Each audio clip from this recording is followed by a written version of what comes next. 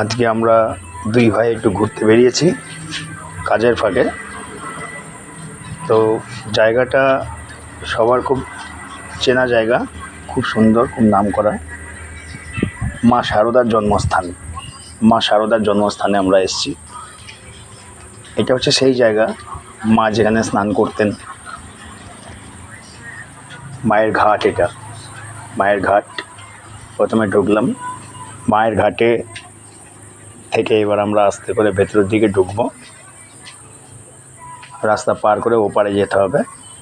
ওপারে গিয়ে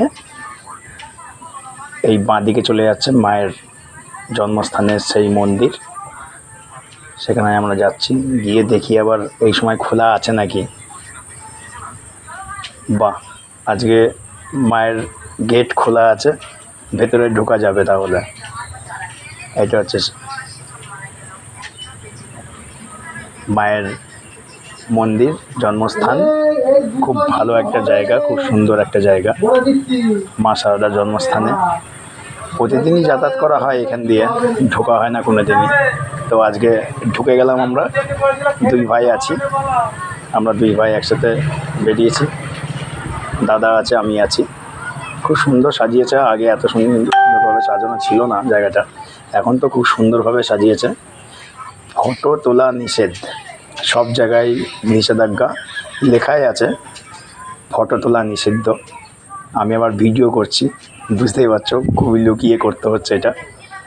চুপিসারে ভিডিওটা করছি, খুব ভালোভাবে ভিডিওটা হয়তো করতে পারিনি। মা মন্দির এটা।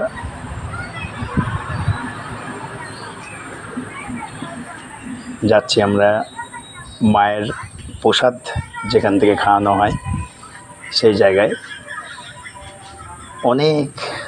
অনেক লোক ঢুকছে।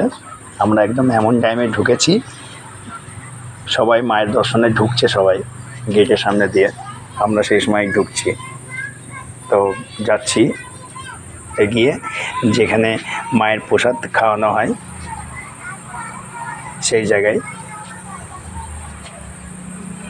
এই জায়গাটা একটু অন্যরকম হয়ে গেছে। ভিডিওটা বুঝতেই পারছো যে ভিডিওটা সঠিকভাবে করতে পারছিলাম না, নিষেধাজ্ঞা নেই, ফটো তোলা নিষিদ্ধ, সেখানে আমি ভিডিও করছি, বুঝতেই পারছো। তো এই হচ্ছে সেই জায়গা যেখানে মায়ের প্রসাদ খাওয়ানো হয়। মায়ের ভোগ এখানেই খাওয়ানো হয়। মায়ের ভোগ খাওয়ানোর পরে আমরা বেরোলাম আবার মায়ের আগের যেটা দেখালাম সেটা হচ্ছে মায়ের জন্মস্থান ওইটা, আর হচ্ছে